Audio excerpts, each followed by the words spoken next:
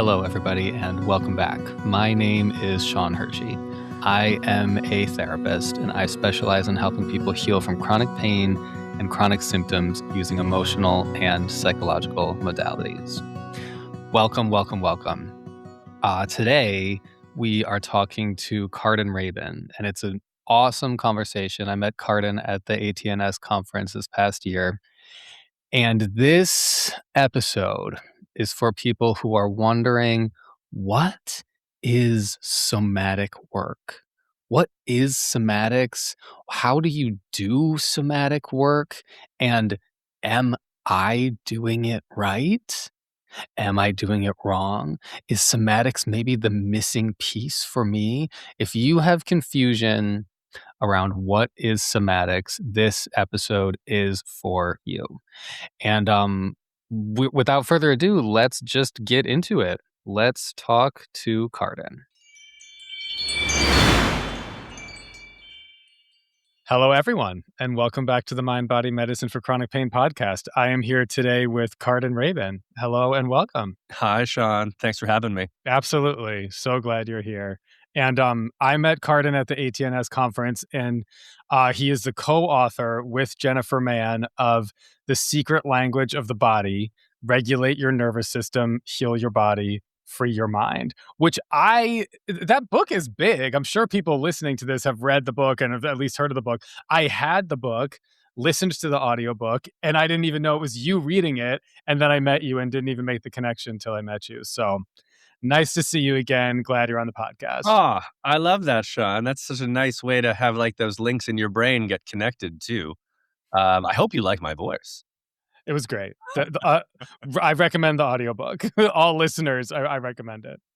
But why don't you start with introducing yourself a little bit? We'll get into how chronic pain stuff is manifested in your body, and then somatic stuff is what we are really here to talk about today. But why don't you start with just tell our listeners a little bit about you so people know who you are. Yeah. So that's like a long time ago in a galaxy far, far away. I after college, I got originally into just the world of wellness by going to massage therapy school. And it was a complete 180 of what people expected to me. I think the expectation was kind of Wall Street or becoming a lawyer. That's a story for another time. Yeah, I was going to say that now that I have met you, just meeting you, I would not say Wall Street, but I love that there was a time where that was the vibe. I'll reveal another secret. If you can imagine like a stereotypical 90s or aughts movie with an annoying younger brother from New Jersey, I am originally an annoying younger brother from New Jersey. And my sisters would probably definitely still say I am still an annoying younger brother. So that's my pedigree. Anyway. so glad to have that energy on the podcast today. You're so welcome. But hey, because of neuroplasticity, a lot of things have changed since then. There you go. There you go. And I started out at massage therapy school and I loved it. Like I was just drank from the fire hose. I was so amazed by anatomy, by function, by kinesiology. And so, one of the reasons why I take such a somatic orientation to neuroplastic medicine and neuroplastic symptoms is because that's my pedigree. I started out very much coming at it from a bottom up, from a musculoskeletal, fascial, perceptive way. And then for more than a decade, I practiced as a body worker.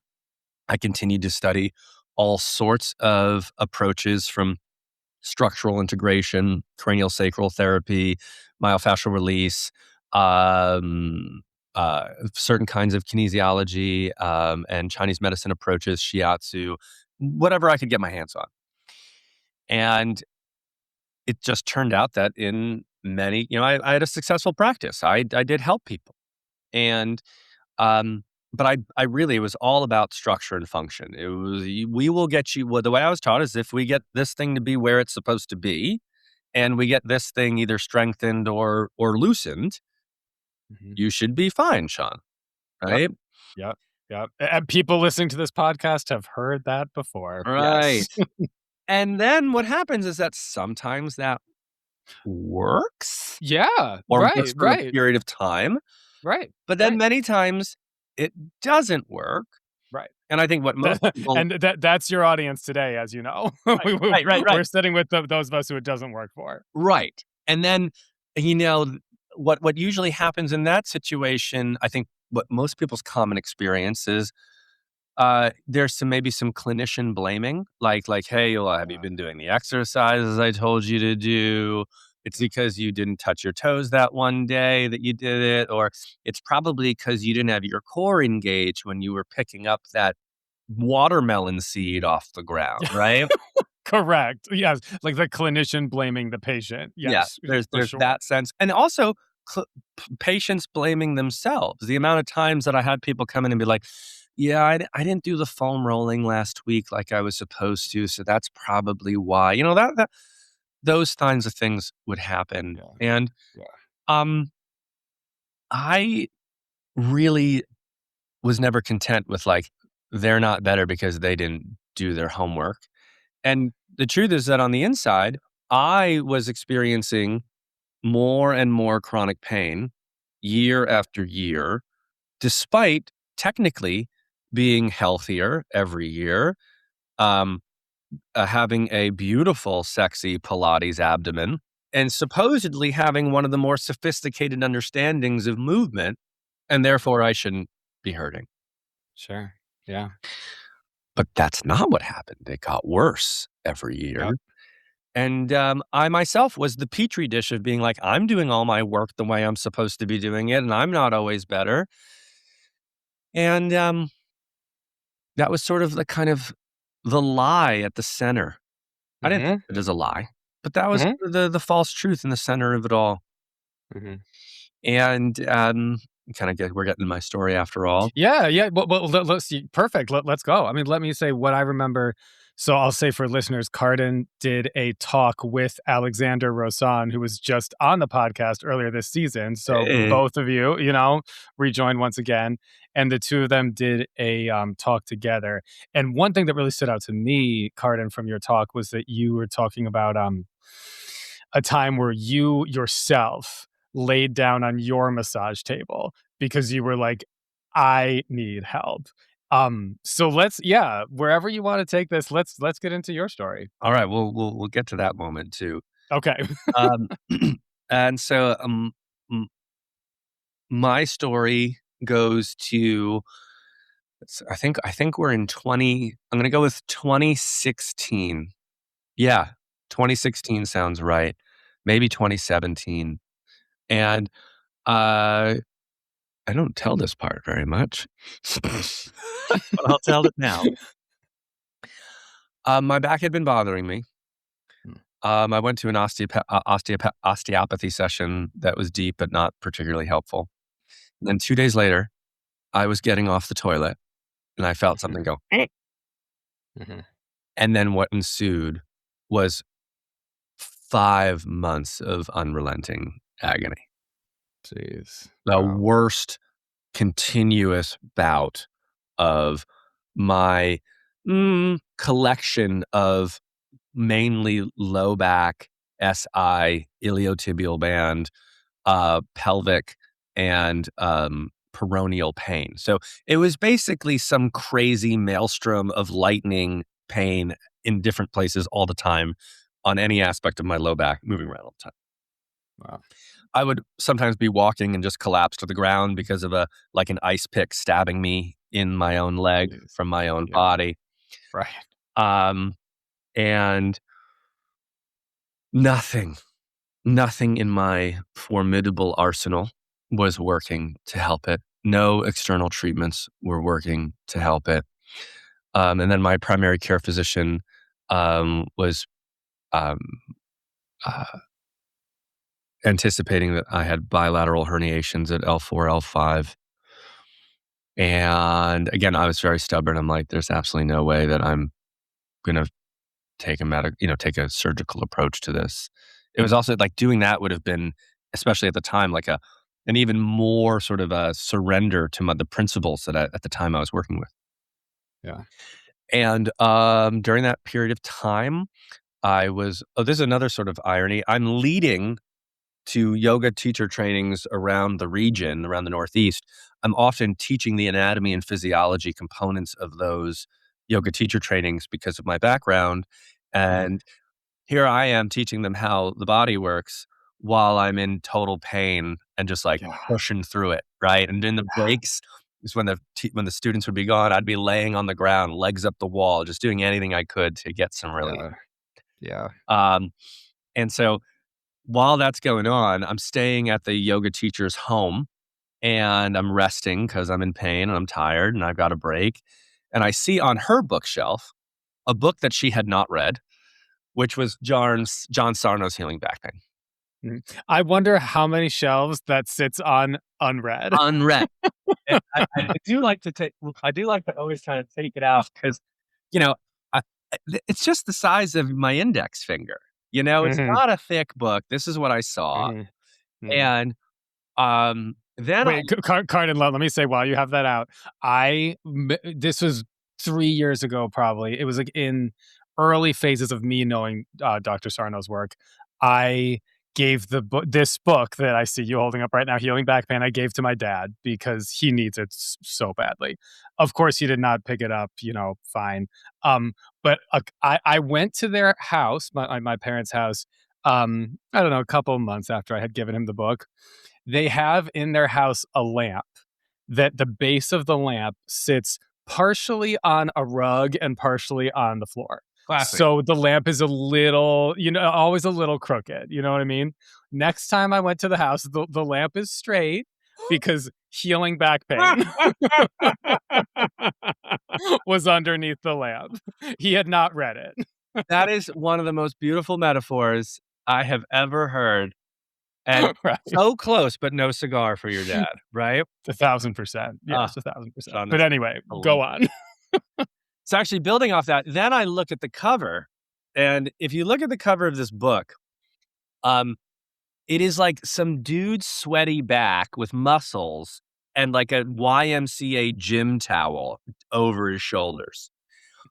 And um, when I tell you that the younger brother New Jersey eye roll at this book was just so big. And the arrogance was like, what could this possibly have to teach me? Yeah. Um, but toilets come up a lot. I had to go to the bathroom, and so I That's brought it right. with me. Yep. And in 2 chapters, he accomplished 2 things. One, he literally takes out a baseball bat to orthopedic assessment. He just like so quickly disassembles how little water it holds and how just like the inconsistencies in correlation and diagnosis. And as someone who had been in the field now for 12 years or whatever, you'd think I would defend my field. But the clarity of the argument was so strong that I was like, oh, whoa. There's immediate, undeniable sense to that argument. Yeah. And orthopedics is pretty close to bloodletting when it comes to MRI assessment. I'm not saying that like surgery is bloodletting, but like that like the orthopedic model of understanding pain is just as legitimate as putting leeches on people. Yeah. Yeah. And then he talks about the personality assessments, though, Mhm. which now we look at more through a nervous system model than just personality, but that was the language at the time, and hand in glove for me. Mhm. Yeah. Same. Same. Right? So we see this and you're like, boom. Yeah. And then I got the book cure for about a month. And Awesome. if there's anyone in the audience who knows what that means, it means that the book was so, I don't know if you guys know this, but your mind is connected to your brain, interestingly enough. And your brain, through your nervous system, is connected to your body. Mhm. Sometimes when you change your mind, and specifically, no longer fear your own body because there was an argument made that was so strong enough that you're like, yeah, this is insane that I'm afraid of my body. I'm not broken. Mhm. That interrupted the neural circuit loops of fear, pain, fear, pain, fear, pain. Yes. On this podcast, we talk about the psychological work and the emotional work. You are beautifully summing up what we talk about as the psychological work. Exactly. Holla. Oh, that worked really well. But then after particular incidents, the pain started to come back. Yeah. And I think it's because I was just so fucking gun ho. Like when it came back, instead of freaking out, good old Sarno, he overemphasizes this, but he's like, "You're angry." Right. Right. Right. You're Yes. angry, right? Yes. And again, I want to just clarify. I think actually most people do have to do some anger work at some point in their complete neuroplastic recovery. But anger is just one of the emotions that the brain will label as dangerous and therefore immobilize or repress or label with pain. Yeah. But rage was definitely largely on the money for me as an entry point. So this is where somatics, like, I would argue that emotional work is implicitly somatic, Sean. Yeah. Yeah. If I'm you with you. don't have so remember, soma means body. Mhm. We get psychosomatic. Psycho is mind, somatic is body. Mind, Mhm. body. Um, so somatic means body or of the body. And so in that sense, almost everything is somatic. So in that sense, the definition's useless. Well, I'll say we have talked about on this podcast some. I'm excited to get into this, and we'll get there. We've talked about somatics using Thomas Hanna's definition, the body as experienced from within. So Mm. I don't know how that lands with the way you think about it, but that's how we have talked about it. So Hannah is the founder of the term somatics in kind of contemporary progressive mind body everything. Um, so hold on, let me just tack back. Do we want to stick with definition here for a moment? Let's get back into emotion for a second, and we'll circle back. No, cool, cool. Emotion is still something generated by neural circuits and by the brain, Mhm. but it is experienced through spatially and through the body. If you Yes. don't have a body, it's pretty hard to have emotions. Yes. I'm so glad you're saying this because I feel like there's so much emphasis in the world of neuroplasticity and TMS. There's so much emphasis on if you don't have a brain, you don't feel pain. True. But it's also the opposite is true as well. So I'm glad you're bringing this to us. Like, if you don't have a body, you're not going to feel A, pain, B, emotions. So, yes, thank you. Go on. There we go. If I want to, so why do emotions come so importantly into the work? The foundational binary of most neuroplastic medicine and neuroplastic healing is the binary of safe, unsafe, right? Or safe and danger. And danger automatically activates a wide menu of options by the brain to activate protective responses. Mhm. Because our brain's really complicated and life is really weird, Mhm. Yes. the brain is capable and actually extraordinarily commonly, it will label any unpleasant experience as a threat, as dangerous. Mm. Most of us associate that with things externally, like our mother in law, Right. right? Right. Or the state of the world, or walking down a dark alley, or talking in public. We're all very clear on being able to perceive externalized threat because there's a clear object subject spatial relationship. But the tricky thing is, and in the psychological space in mind body symptoms or neuroplastic symptoms, we can then start to look at the thoughts in the head and see how a particular kind of phrasing like my back is fragile, or I've got gut issues, or there's Yeah. just something wrong with me, or the inner critic who tells me I'm an ugly piece of shit all the time. Yes. Because language is extremely familiar and we can create a little space from language, we can create a subject object relationship again and see, like, oh, I could see how that language increases danger in the body and it's not regulating. Mhm. Emotion tends to be the hardest one to work with Because, first of all, most people have suppressed or repressed or disassociated to some degree or another. That is the main defensive mechanism that the brain has employed to protect us from unpleasant experience inside ourselves, dangerous experience inside ourselves. So we're asking people, hey, you've got feelings inside that are dysregulating you and causing your pain. And they're like, what feelings? Of course. When I started this, what feelings? What Yes. feeling? Correct. So Yes. that's obstacle number one. Mhm. And then once we get to what feelings, we have to help someone safely connect to them in such a way that the brain stops labeling their own feelings, their own internal landscape as dangerous Mhm.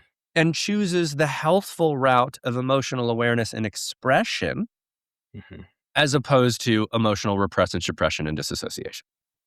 Yeah.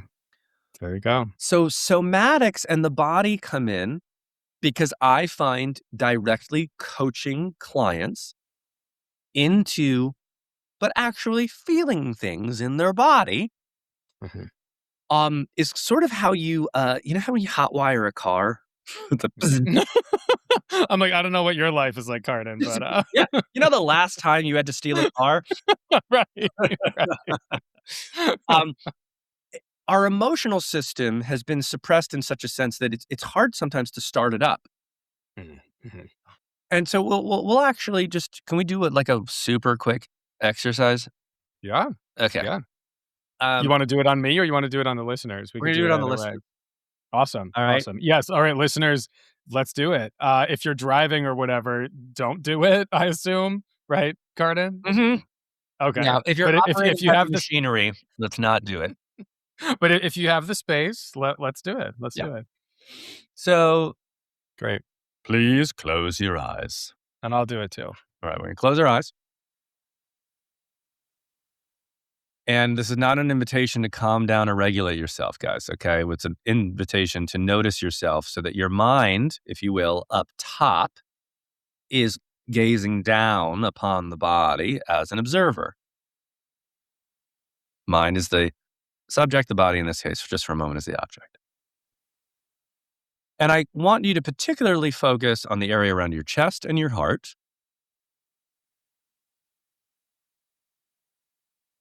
And then also your shoulders.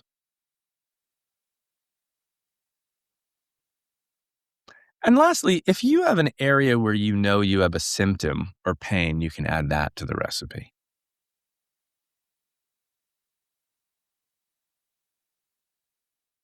And while you're doing that, I want you to keep 90% of your attention on your body.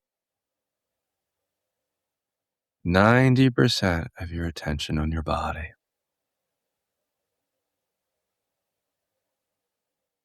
And I want you to use 10% of your mind to remember the last time you were stuck in traffic.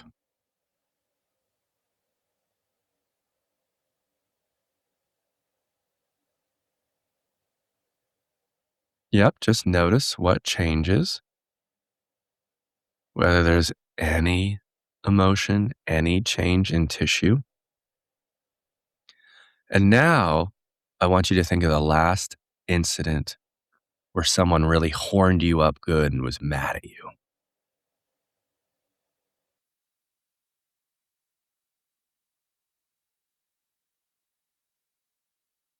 And then one more thing for just added effect.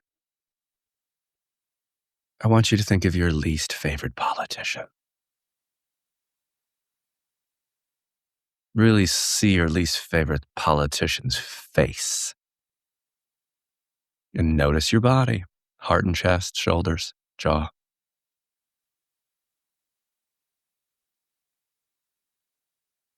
Now, I'm sorry I did that to all of you. I recommend opening your eyes and every part of your body as much as possible, jiggling and going. Like these headphones are falling off of me. You did a good job, Sean. Thank you, thank you. So Sean, did you feel anything? Yeah. I was gonna say, someone being mad at me. I felt that in the heart space in a way that I wouldn't. I was surprised by that actually. Like when you were saying last time you were stuck in traffic, I'm like, oh, I don't know. When was I like? I live in New York. I'm like, I'm never in traffic. What? I can't really. I don't know. And then when you said someone being mad at you, instantly I thought of something easy to imagine. And yeah, my heart space like really just like felt this kind of like flooding, kind of whooshing feeling. And I'm like, there you go, There you there you go. go. There you go. Exactly. And this is a very simplistic, but it doesn't have to get much more complicated than this. Somatics in our work is training attention onto the body. And usually there are distinct areas that communicate very fast, like the connection between the stress response and the cardiovascular system. The heart is very quick. Hmm. Um, and other people might feel it in their gut very quickly because the amount of neural connection between gut and head is enormous. Mhm, But for those people who are like, what feelings? mhm, These exercises are the ones that start to reawaken pathways that have been habitually shut down as a form of self-protection. mhm, And then we can start actually having a relationship, an awareness of emotional experience. We can do all sorts of cool things there, Sean. Like, one, we can start to see, wow, how that feeling is associated with this symptom. mhm. Yeah. And then we can also start realizing how many situations throughout our lives we are having emotional responses that are meaningful that we've been completely ignoring. Mhm. Yeah. And then we can also then extending from there is the healthful expression of those experiences. Yeah. Yeah. And Yeah. I'll give you one last thing, guys. I won't guide it, but Sean brought up me being on my massage table when I was in the early stages of this work on myself, and Sarno said there was anger down there. I would feel my low back pain a lot during like a day of practice and be like, all right, the kind of psychological only methods, the I'm safe, I'm not broken, this is a neural pathway. Let's say those signs of psychological safety were not working. Mhm, I'd lay on my table after my business day was complete. mhm, I would send all of my attention to the area of pain, mhm, all of it. mhm, And I was told, Sarno said it was there. I'm telling you it's there. mhm. There is emotion, almost like a grilled cheese sandwich blended with that pain. You're kind of just aware of the bread, which is the pain Mhm. signaling. But inside there is hot cheese. This is the most disgusting analogy I've ever No, used. I'm into it. This is the new one, and I like it. There is hot cheese. Yeah. And by keeping your attention there and just prompting, what is the emotion that is cohabitating with this pain? Yeah. Please show it to me. If you're paying attention to your body like we just did, you might get the briefest feeling of maybe sadness run across your face, just like a whiff, like a bird flying by. And you'd be like, what was that? Did I make it up? I must have made that up. I must have made that up.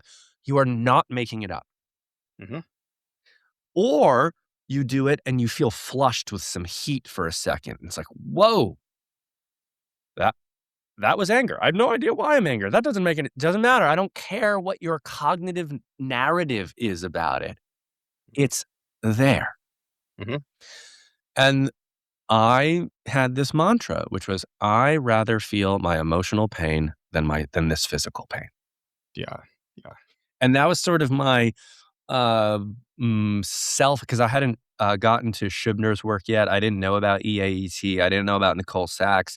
That was my sort of organic, intuited body worker, somatic first way Mhm. into finding the expression of emotion that I was simply told was there. And it Yeah. was. Yes, yes, yes, and I just wanna second that part. Yes, for people listening who think, "Oh, okay, but maybe this doesn't apply to me," like, "Oh, Carden's pain was about his emotions, I wonder if mine is." I just wanna second, yes, I think it is, because this has been true for me as well. Mm, thank you, Sean. And um, I remember that well, the reason why we want to, if you think about the ways to work with neuroplastic symptoms as sort of spokes on a wagon wheel, it is really important to create psychological safety, Mm, psycho understanding. But those are rarely fully independent of emotional experience. If you've hit some kind of plateau or wall, I really encourage you to consider that it is the emotional frontier that is inhibiting that. And until I did a post on this on Instagram the other day, I said, um, a body that cannot feel its emotions is by definition dysregulated. yeah, yeah, Full stop. Uh, yeah, because emotions are the primary medium by really which we have a felt experience of life. And if yeah, all you are is in your head and you've cut off the body, it's not that the body isn't having those things. You're just not checked into them. yeah, and I this is why people do this work, and they say, like, this through this, I discovered who I really am. 'Cause you're so right.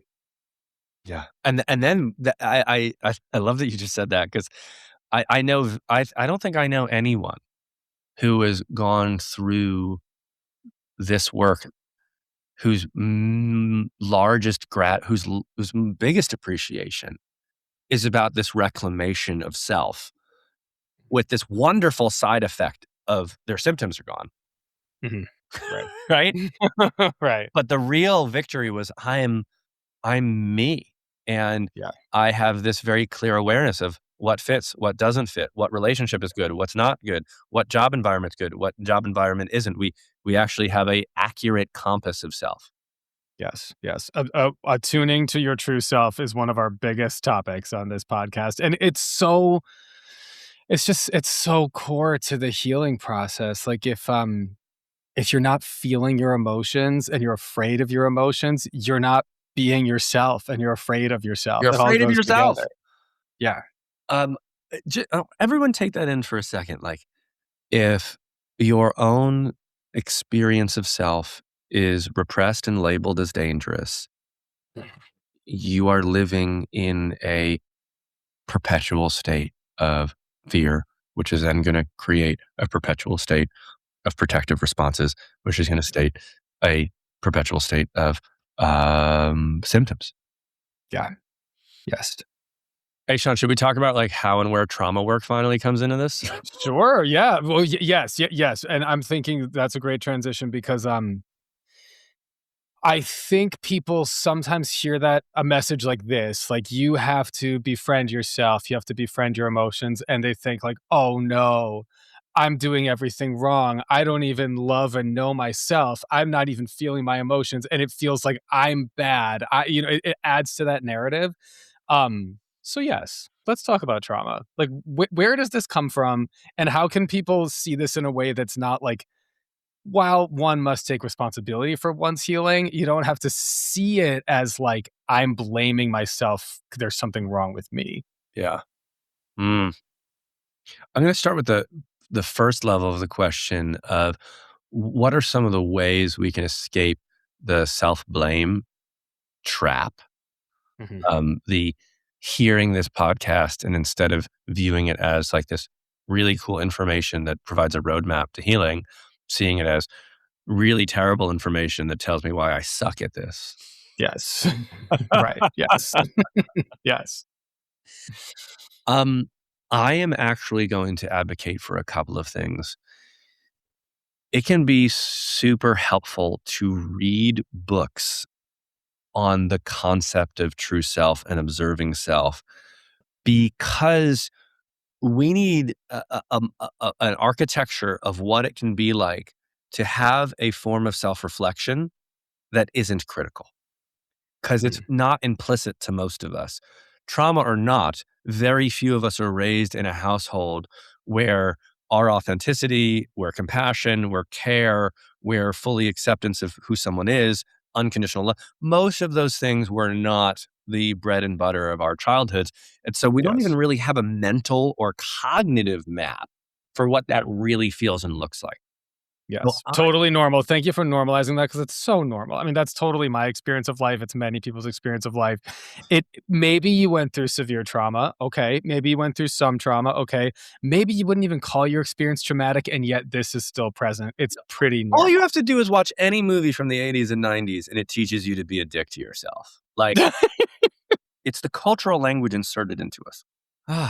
When I read books like Alan Watts's The Wisdom of Insecurity, Eckhart Tolle's Power of Now, Stephen Cope's Yoga and the Quest for True Self, these books gifted me a conceptual architecture for what an inner presence is that's distinct from the inner critic, from the Mhm. journey of the mind. And although back then I was looking at them through an Eastern spiritual lens and trying to practice them kind of proscriptively, Mhm. they ultimately gave me a super useful and practical edifice for actually accessing a self reflective part that's supportive, compassionate, intuitive, patient, loving, understanding, present. Mhm. That's a Yeah. skill that needs to be developed, and most of us need a map for it. Yeah. Yeah, yeah. It's so funny to hear you say this because I have such a similar, sort of factoid from my personal journey. The book Adult Children of Emotionally Immature Parents was so helpful to me in the exact way that you are describing the books you're talking about.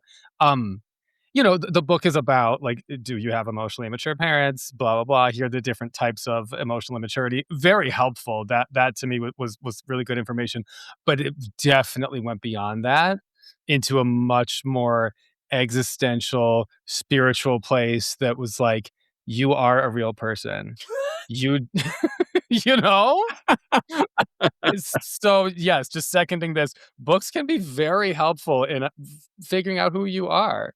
Yes. So Yeah. I really will say that if you're having a deficit of the capacity to relate to yourself in a kind and nurturing way, those are really important entry points.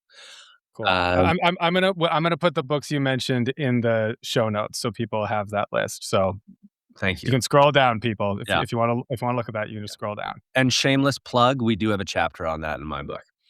Oh, which will obviously be in the show notes as well. Yes. Secret language of the body. Yeah. That'll be there too. I think that it's probably the third chapter where we talk about the capacity for observing self and the qualities of it.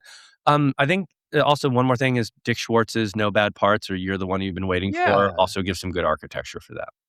So Lovely. with that being said, this ties into trauma in that developmental trauma, folks, is largely there. We think about trauma, we think about little t, big T trauma, yada, yada, yada, yada. Okay. I want to be just distinct here, though, that through development, especially 0 to 7, it's all around attachment. And it's really about it's about almost ideally an unlimited amount of emotional, emotional and selfhood nourishment, Mhm. which is a little different than just needs, but emotional and selfhood nourishment. And optimally, never the rejection of an emotional experience or need, but either meeting it or shaping it. And if at any given point in our childhood, or many times in our childhood, our emotional needs, our selfhood needs, our authentic self expressions are not seen or outright rejected or totally criticized with language like that's stupid and you're a moron, don't do that. Mhm. That that's where the initial labeling of my internal experience as a threat arises from. I was me. I was me. I maybe I started dancing or I wrote on the walls Mhm. with a marker and someone came in, don't do that Right, or you look stupid. right. Terrifying. I did Yeah. something completely spontaneous and authentic, not knowing if I should or shouldn't. And then I got in a lot of trouble, which was super scary. I also got a rupture. I got kind of attacked by the person that's supposed to provide me with safety. I will never do that again if it was scary enough. And I'm also going to attack myself. Oh my God, I'm so fucking dumb, right? Like these are how these structures develop when you are a child of emotionally immature people.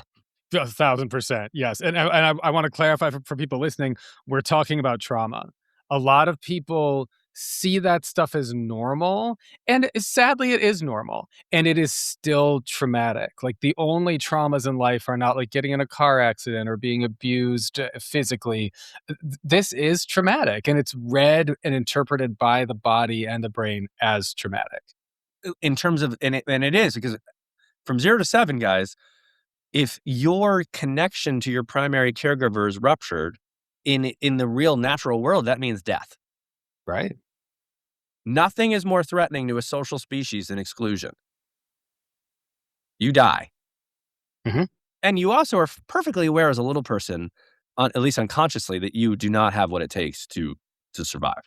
Yes, So right. these are traumatic, and they're actually worse than distinct traumas. Like, even if you grow up without these attachment traumas, but Yes. you have really durable attachment, but then something fucking terrible happens, like your house burns down, Mhm. that will usually not be traumatizing to you. Isn't that yes, isn't that so, like, it's so sad that the understanding of trauma is so skewed that, like, it is true that the attachment and developmental traumas are and the interpersonal traumas, those are worse, and we have this understanding in our culture as though, like, the house burning down is the worst thing that could happen, but if you have a happy, normal life and a happy, normal self and family and, everything, and then a bad thing happens, you can get back to the happy, normal self and family and life eventually, and you know what that feels like. And you have like a model for that in yourself and in your body and in your brain. If if you've never been treated well, there's nothing to go back to. Like you're not like, oh, I want things to go back to normal. Your normal is not right. So it's like you have to build something new, and that is harder. And that is harder. So this is why trauma gets tied into it. Yeah. To be distinct here, you do not need to resolve all of your trauma Yeah. to Yeah. Yeah. resolve your symptoms. But it's like a yes and in that if you are reaching certain plateaus in your progress in your symptoms and you've really thoroughly checked off um, the psychological categories, foundational orienting and neurological safety practices, but there's something really persistent and really difficult, or aspects of emotional awareness and expression that are just like too activating or denied or shut down, or fear loops are just like wildly persistent. Mm. These are not personal failings. These are not even personal failings of, quote, doing the work. This is now pointing to most likely developmental traumas, attachments and ruptures, or specific acute traumas like a near-death experience or something that needs direct clinical support from a skilled trauma therapist. And I want to say one other thing here. Please. Yeah. Yeah. This needs to work. One of the tough parts in our field right now is that a lot of really good trauma therapists don't understand the neuroplastic medicine I space. know. Yes. Yes.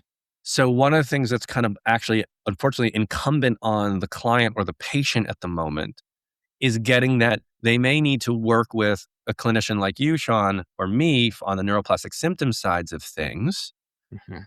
But if trauma is outside of our scope or our skill, they need to find a really good trauma person to help them with that thing.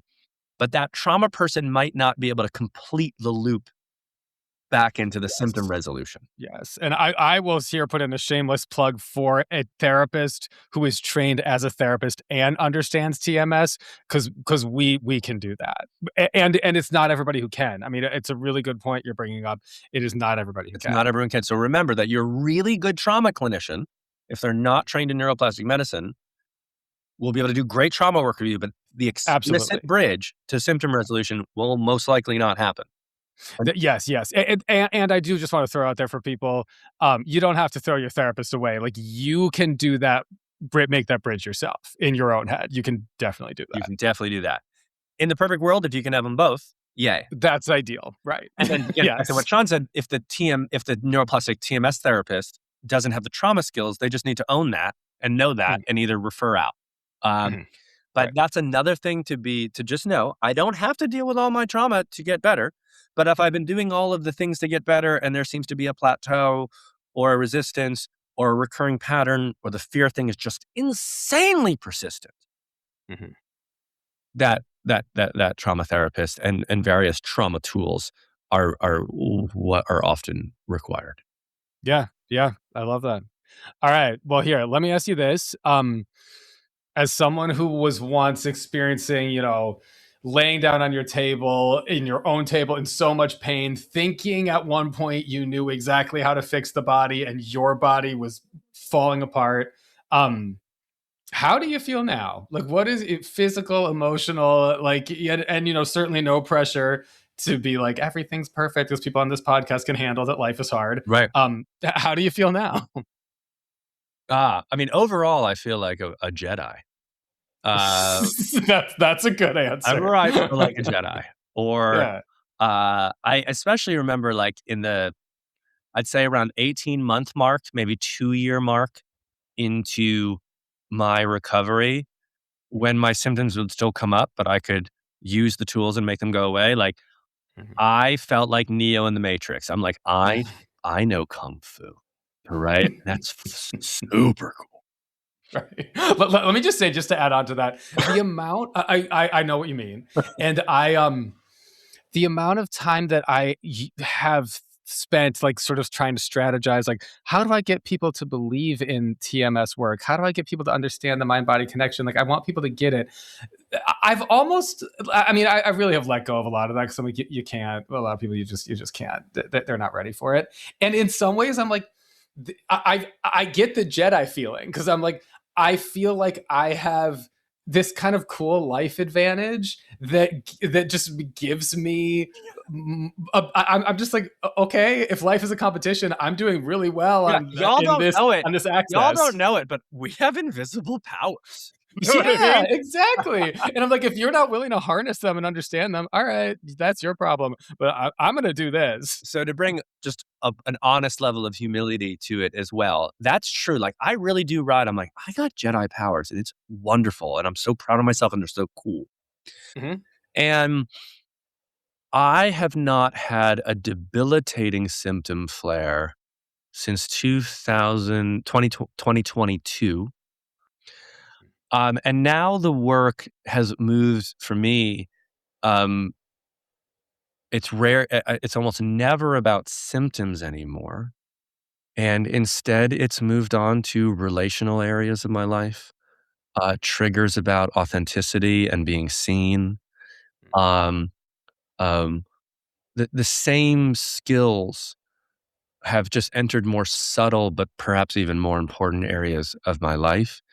And just a year ago, as a result of a really big contemporary attachment rupture or friendship rupture, Mhm. that it activated attachment stuff that I didn't know that I didn't know that I didn't know Mhm. about. Yeah. And I had a year of passing through a crucible of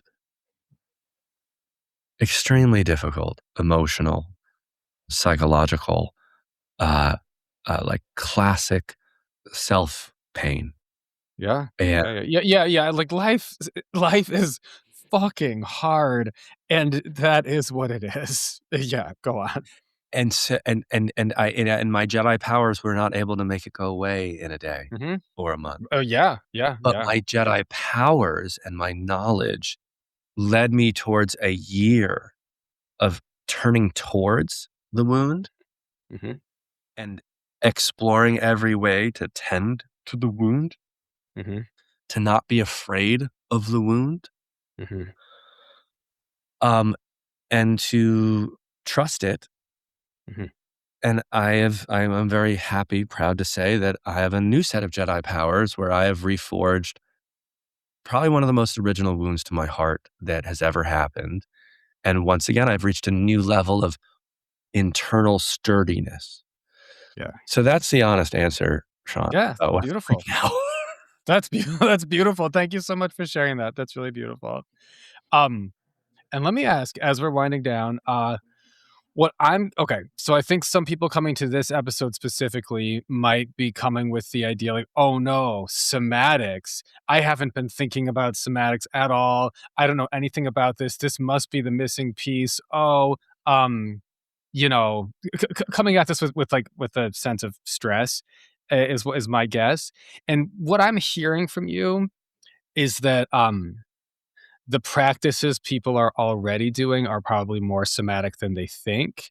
And what I'm also hearing is like, I don't know, I don't know how to put it into words, but like, if you could summarize, like, for people who are coming at this from like the TMS neuroplasticity, like I need to give my brain messages of safety, and I need to like think about my emotions. Great, everybody who's doing that, great. You're doing the work. That's great. Could you just for people who are like, what does this even mean to do that, quote unquote, Yeah. somatically? Yeah. Just explain to people so they know kind of Right. what to take No, away. but You know what I let's mean? start with it. You're absolutely right. Like, if they're not doing it yet, they should feel terrible. They're totally screwed, and they should feel this terrible sense of urgency to get started. That's gonna really Exactly. that's gonna really help immediately. Feel like you're way behind everybody else. So, And that's it, folks. All right. "Hey, we gotta go. I Show's got over. an appointment." Right. We're gonna wrap up there. Thank you so much, Carden. Yeah, bye. The first thing that you said is the most important. The work that you're doing is probably already more somatic than you think. Mhm. 2, somatics has become a like, I'm almost allergic to the word already because it's Mhm. become so buzzy. Mhm. When someone says they're like a somatic body worker, they're saying they're a body worker, and that's Right. dumb, and they need to Right. stop saying that. Right. I do have on my website somatic therapist because I'm like, people Google that shit. So Exactly.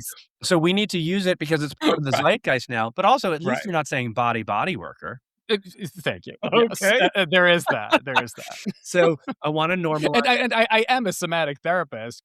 Most therapists are. But yeah, yeah. No, Go but on. actually gonna say, no, I don't think most therapists if therapists are conventional or they're just in the Right. CBT model, That's true.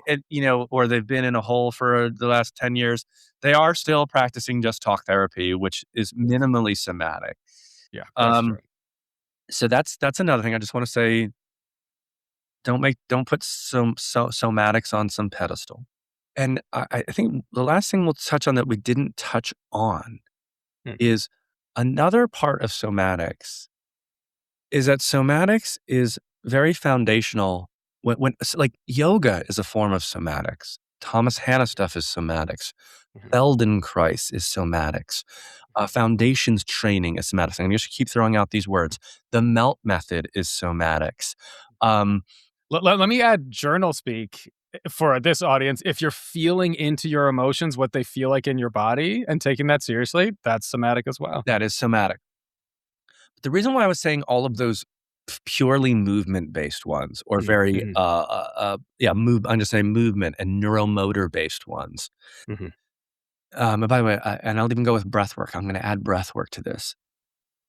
There is a big benefit in the same way if we don't have an architecture for what true self is, because we haven't read any of those books.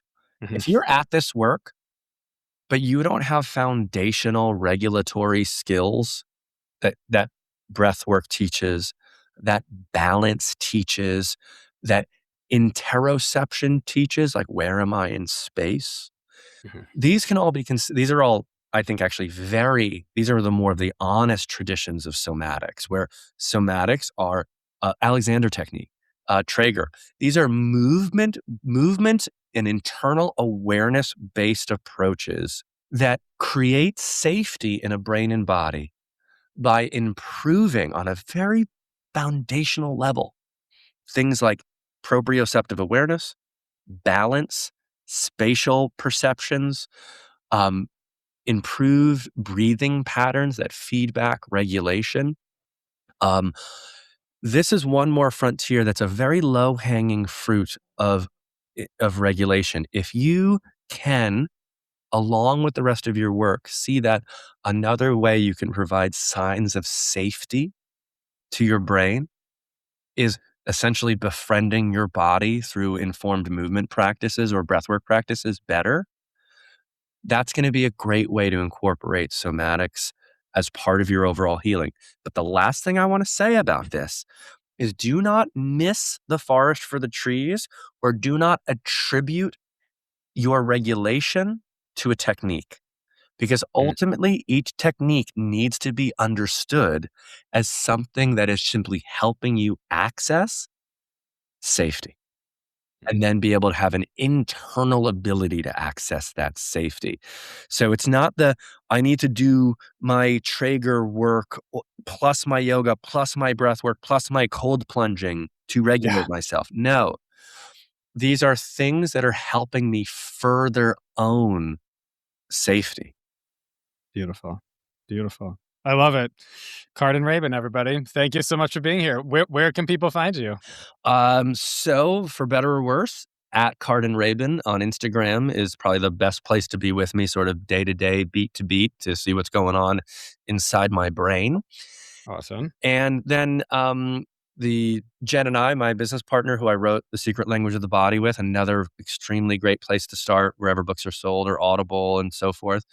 But As you know, he reads the Audible yeah, yeah, himself, yeah, so no. it's a good experience. And then, of course, you can visit my business platform is Somia, SOMIA, SomiaInternational.com. And that's where Jen and I have our online programs and the things that we've created in the world to help people recover from complex neuroplastic conditions. Awesome. That is awesome. And all those links will be in the show notes. Truly, thank you so much for coming on. It's so good to get your perspective on somatics and for people to hear like, yeah, there is stuff to learn. There's ways to grow. It's, to bring this work into the body and also a relief. I'm sure people are feeling like they're already kind of doing it. So They're thank already you. kind of doing it, and never take any of this stuff too seriously, guys. Like, Yeah. always, like, it's interesting. This work is sacred and beautiful, and it's ridiculous. Yeah. Beautiful. Beautifully said. Don't take it too seriously. Thanks. All right. Absolutely. You're so welcome.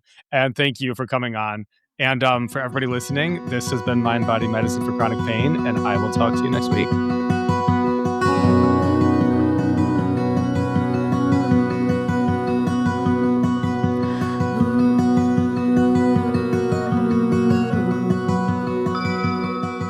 If you're looking for a therapist, you found one. And you can decide. Does my vibe resonate with you? Therapy is an opportunity. Therapy is an opportunity to tune into you, to learn to feel more comfortable being yourself, to feel more comfortable with your emotions, and to feel more comfortable existing in the world in your body. Do you have difficulties in your life? Maybe it's chronic pain, maybe it's something else. Maybe you want to become a person who likes yourself. Do you want a therapist to help you? And would you like me to get to know you and to help you? That is actually an option. You can find me at SeanHershey.com or mindbodymedicineforchronicpain.com. Both go to the same place, and if you're looking for me, I'd welcome a message from you. SeanHershey.com, mindbodymedicineforchronicpain.com, and you can request a free consultation.